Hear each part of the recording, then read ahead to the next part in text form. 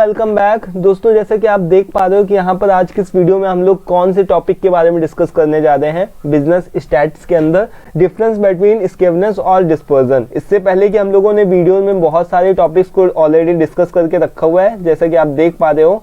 ठीक है, business stats और एनालिसिस को हम लोगों ने स्टार्टिंग से डिस्कस करना स्टार्ट किया था, जिसमें थ्योरेटिकल पार्ट्स, ठीक है, और जितनी भी थ्योरीज हैं उससे रिलेटेड उन सारी चीज़ों को डिस्कस किया। Measure of centre tendency, measure of dispersion, ठीक है, और उनसे रिलेटेड जितने भी क्वेश्चंस है, कितने इंपॉर्टेंट क्वेश्चंस को, सारी चीज़ों को डिस्कस किया है। ठीक है, तो अगर अभी तक आपने सारी चीज़ों को नहीं देखा है उसको जरूर से देखो जा करके। आज की वीडियो में फिलहाल हम लोग बात करते हैं डिस्पर्जन क्या होता है और स्केवनेस क्या होती है, इनके बीच में डिफरेंस क्या होता है। तो स्केवनेस के बीच स्केवनेस क्या होती है, इसको हम लोगों ने अपने लास्ट वीडियो में ही देखा था कि स्केवनेस क्या होती है, मैंने आप लोगों को बताया था। ठीक है, इसके अलावा डिस्पर्जन क्या होता है, डिस्पर्जन को भी मैं अलग से सेपरेट वीडियो में बहुत सारे अच्छे से बता चुका हूँ कि डिस्पर्जन एक्चुअल में क्या होता है। यहाँ पर देख रहे हो लिखा हुआ है ना कि मेजर ऑफ डिस्पर्जन, डिस्पर्जन का मीनिंग क्या होता है, सब चीज़ मैं आप लोग को बता चुका हूँ ऑलरेडी। ठीक है, तो अगर नहीं देखा उसको तो देख लो जाकर के। फिलहाल मेरा काम बताना है, तो अभी मैं एक बार फिर से आप लोगों को डिफाइन कर दूंगा। जो डिस्पर्जन होता है, डिस्पर्जन जो होता है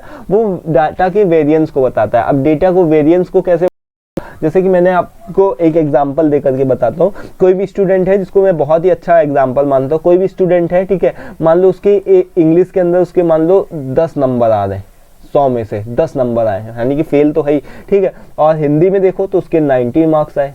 ठीक है, हिंदी में कितने आ रहे हैं, 90 मार्क्स आ रहे हैं। और अगर मैथ्स में देखो तो उसके 40 मार्क्स आ रहे हैं। ठीक है, अब जब इन सभी का आप परसेंटेज इसका निकालोगे तो कितना आ जाएगा, इतने का परसेंटेज निकालोगे तो परसेंटेज कितना निकल करके आएगी, जल्दी से बताओ। 10 + 90 + 40 करो और डिवाइडेड बाई 3 करो तो आपको कितना आएगा, 46 पॉइंट कुछ समथिंग आएगा। ठीक है ना, तो इतना आएगा। तो ये 46 क्या कर रहा, 46 आपके पूरे डेटा को रिप्रेजेंट कर रहा, वो 10 को भी रिप्रेजेंट कर रहा है, 90 को भी रिप्रेजेंट कर रहा, 40 को भी रिप्रेजेंट कर रहा है ना।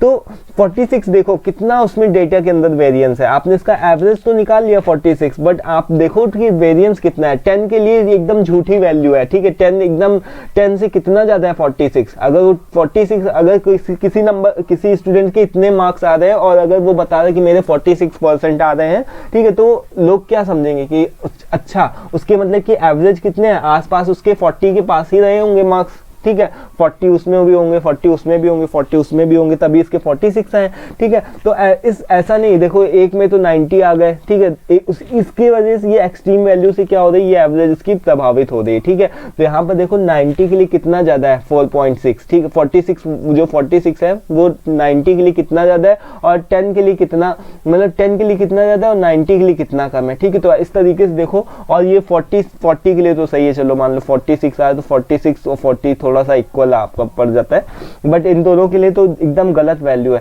ठीक है, तो इस चीज को दूर करने के लिए हम लोगों को डिस्पर्जन की जरूरत पड़ी। डिस्पर्जन हमको क्या बताता है, डेटा के बीच में वेरिएंस को बताता है। अब हमने मान लो इसके बीच में जो भी वेरिएंस है उसको देखा, हमने देखा कि सबसे बड़ी वैल्यू कितनी है, 90 है, और सबसे छोटी वैल्यू कितनी है, वो है 10। तो इनके बीच में जो डेटा का वेरिएंस निकल कर आ रहा है दैट इज 80 निकल करके आया है। ठीक है, 80 निकल करके आया। 80 आपको क्या रिप्रेजेंट कर रहा है, 80 आपका रिप्रेजेंट कर रहा है इनके बीच में, डेटा के बीच में वेरिएंस कितना है। इसी के बेसिस पे आप डिस्पर्जन को फाइंड आउट कर सकते हो। फाइंड आउट तो डिस्पर्जन का इसी वजह से यूज किया गया है। ठीक है, डिस्पर्जन को हम लोग बहुत सारे डिफरेंट वेज से देख सकते हैं, कैलकुलेट कर सकते हैं, उस रेंज से भी कैलकुलेट कर सकते हैं। Quartile derivation, mean derivation, standard derivation, इन सभी के माध्यम से हम लोग कैलकुलेट कर सकते हैं। ठीक है, तो डिस्पर्जन को अगर आपको नहीं कैलकुलेट करना आता है तो इन सभी के ऊपर मैंने अलग अलग सेपरेट वीडियोस बना करके रखे हुए, सबको अच्छे से न्यूमेरिकल्स बता करके समझाया हुआ है। ठीक है, तो सभी को देख लो जा करके। ठीक है, तो हम लोग बात करें डिस्पर्जन की। डिस्पर्जन को इसी वजह से यूज करते हैं। ठीक है, तो डिस्पर्जन का यूज क्या होता है, आई थिंक इतना क्लियर हो गया होगा। अभी देखो स्केवनेस क्या होती है। स्केवनेस को भी हम लोगों ने लास्ट वीडियो के अंदर डिफाइन किया था। स्केवनेस कुछ नहीं होती है, यहाँ पर देखो स्केवनेस कुछ नहीं होती है, लैक ऑफ सिमेट्री होती है। सिमेट्री का मतलब क्या होता है, एक समानता। यहाँ पर देखो जो कर्व है वो क्या है, एक समान है। ठीक है, जितना अगर इसको 20 हम ऐसे कट करेंगे तो जितना पार्ट इधर है उतना पार्ट इधर है।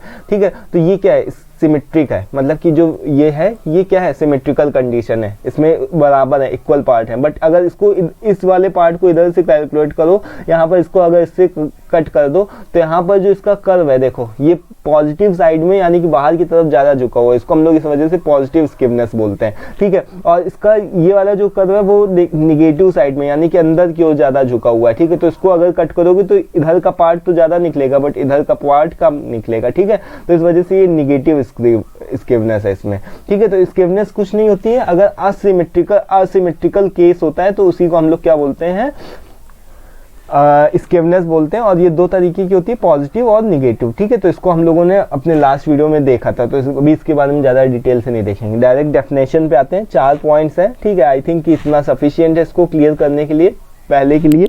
अभी देखो आपको अच्छे से समझ में आ जाएगी जो डिस्पर्जन होता है वो क्या शो करता है, difference between mean and actual value. जैसे कि मैंने बताया ना, सबसे बड़ा नंबर कितना है था 90, ठीक है। और सबसे जो छोटा नंबर था वो कितना था 10। तो मीन और एक्चुअल वैल्यू के बीच में जो वेरिएशन होता है डेटा को, वो डिस्पर्जन शो करता है। स्किवनेस की बात करें, स्किवनेस जो भी होता है वो हमको डायरेक्शन देता है। स्किवनेस क्या हमको देता है, डेटा का वेरिएशन जो भी होता है उसका डायरेक्शन प्रोवाइड करता है, ठीक है। अगर यहाँ पर देखो सेकंड नंबर पे कि in businesses and economic analysis measures of dispersion have more practical than measure of skewness, ठीक है।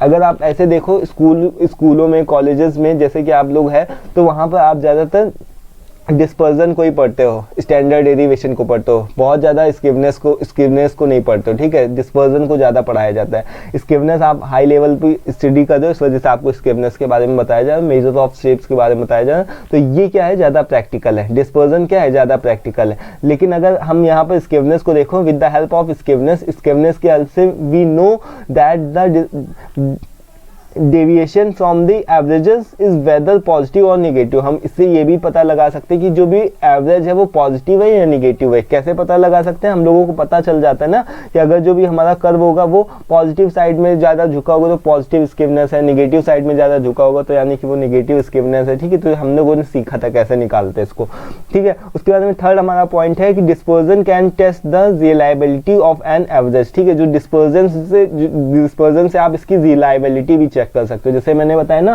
कि एक स्टूडेंट है, उसके केवल हिंदी में 90 मार्क्स आ रहे हैं, ठीक है। इंग्लिश में भी उसके 10 आ रहे हैं और मैथ्स में उसके 40 आ रहे हैं। तो उसकी रिलायबिलिटी क्या, कुछ नहीं, 0 ही, ठीक है।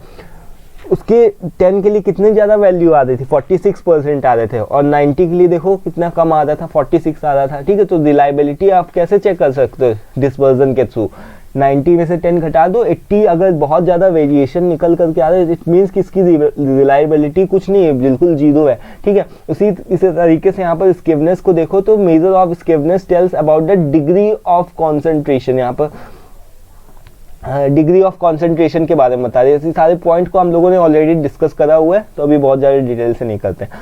यहाँ पर देखो कि कंपेयर यहाँ पर डिस्पर्जन के बारे में देखो कि कंपेयर 2 और more sets of data with respect of their variability and control the variability. मतलब कि जो भी जैसे मैंने बताया ना कि हम लोग डिस्पर्जन में क्या चीज़ को देखते हैं, हम लोग डिस्पर्जन में जो भी हमारी वेरिएशंस होते हैं, वेरिएशन का मतलब कि 90 से 10 को घटाया, उस वेरिएशन को देखा, तो उस वेरिएशन को कंट्रोल भी किया जा सकता है और सेट को देख भी हम लोग सकते हैं, ठीक है, डिस्पर्जन की हेल्प से। वहीं स्किवनेस से हम लोग क्या निकाल सकते हैं कि it gives an idea about the nature of variation. ये हमको पॉजिटिव या निगेटिव वे में बता देता है कि ये स्किवनेस का जो टाइप है वो किस तरीके का है, ठीक है। तो हमको पॉजिटिव और निगेटिव वे में इसको नेचर को बताने की कोशिश करता है जो भी डेटा हमारा होता है, ठीक है। तो इस तरीके से हम लोगों ने डिस्पर्जन क्या होता है, स्किवनेस क्या होती है, इसके हम लोगों ने अच्छे से समझ लिया है। ये सारे अच्छे से पॉइंट ध्यान कर लेना, क्योंकि बहुत ही क्वेश्चन पूछा जाता है। जो पीडीएफ का लिंक है वो डिस्क्रिप्शन बॉक्स में मिल जाएगा, इसको नोट मत करो,